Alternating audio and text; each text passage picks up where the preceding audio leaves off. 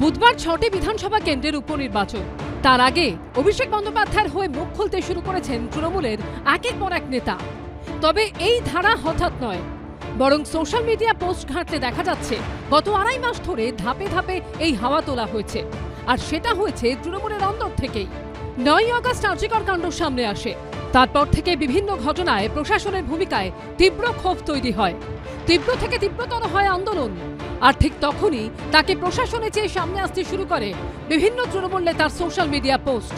কেউ লেখেন, আসুক দাদা ফিরুক স্বচ্ছতা, সুষ্ঠু প্রশাসন করবে সুশাসন, বেহাল দশা দেখাবে দিশা।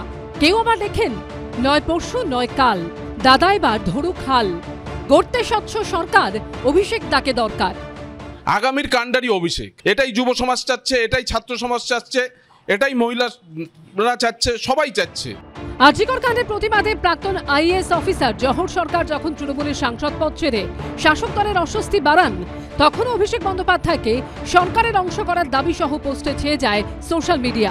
কোথাও লেখা হয়, জহরের বার্তা নিতে হবে সতর্কতা, অভিষেক ডাকে দরকার, গড়তে বলিষ্ঠ সরকার। কোথাও অভিষেক বন্দ্যোপাধ্যায়কে সরকারের হাল ধরার জন্য আহ্বান জানিয়ে তৃণমূল কর্মীরা লেখেন, নয় দেরি আর, হবে তরি পার, ধরো হাতে হাল, অবস্থা বেহাল, সময় ডাক বোঝানো জহর, এখনই অভিষেক দা সাজাক নৌবহর। এই বিক্ষোভ বিপ্লবের সময়ে নাগরিক ক্লান্তিতে আমরা অভিষেক দাকেই চাই, কারণ তিনি এগিয়ে এসে যদি হাল ধরেন, আমার মনে হয় এই যে সার্বিক অচলাবস্থা বা পরিস্থিতি, সেটা তিনি সামাল দিতে পারবেন। অনেকে বলছেন, তৃণমূলের অন্দর থেকে তোলা এই হাওয়া জোরালো হতে হতে আজ এই জায়গায় এসেছে।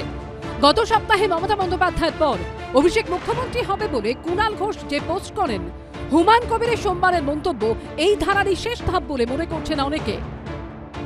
ডাইরেক্ট সিএম না হলেও, নেত্রী সিএম থাকলেও ডেপুটি সিএম করে স্বরাষ্ট্র দপ্তরের দায়িত্ব অভিষেক বন্দ্যোপাধ্যায়ের হাতে দিলে সাংগঠনিক এবং প্রশাসনিক অভিষেক বন্দ্যোপাধ্যায় যে দক্ষতার পরিচয় রাখছেন, দলের পক্ষে আরও অনেক মঙ্গল হবে।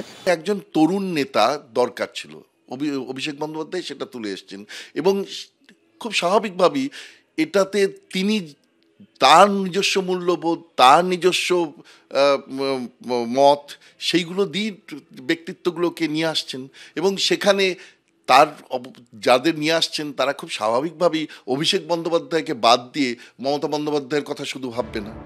তবে অভিষেক বন্দ্যোপাধ্যায়ের অবিলম্বে রাজ্যাভিষেক নিয়ে তৃণমূলের একটি অংশ যখন সোচ্চার, তখন ওয়েট অ্যান্ড ওয়াচ পদ্ধতিতে বিশ্বাসী আরেকটা অংশ। মমতা বন্দ্যোপাধ্যায়ের পর তিনি মুখ্যমন্ত্রী, এটাও কুণাল ঘোষ বলছেন। দেখুন, মুখ্যমন্ত্রী মমতা বন্দ্যোপাধ্যায়ের পর কে হবে সেটা তো দল এবং মমতাদি ডিসাইড করবে, সেটা তো আমি বলতে পারি না। তবে ব্যক্তিগতভাবে আমি মনে করি এই পশ্চিমবাংলার রাজনীতিতে মমতাদির পরে যদি কোনো নেতা উঠে এসেছে আজকে, সারা পশ্চিমবাংলায় মানুষ যাকে গ্রহণ করেছে তার নাম অভিষেক বন্দ্যোপাধ্যায়। আরজিকর কাণ্ডের প্রতিবাদ নিয়ে ইঙ্গিতপূর্ণ মন্তব্য করেছিলেন মদন মিত্র। যে লেভেলের ব্যাপারটা ছিল সেটা অভিষেক লেভেলের ব্যাপার ছিল না, এটা মমতা ব্যানার্জির ব্যাপারই ছিল। বিধানসভা নির্বাচন প্রায় ১.৫ বছর পর, তার আগে কি কোনো চমক দেখা যাবে? ভাগাভাগি হবে ক্ষমতার হ্রাস?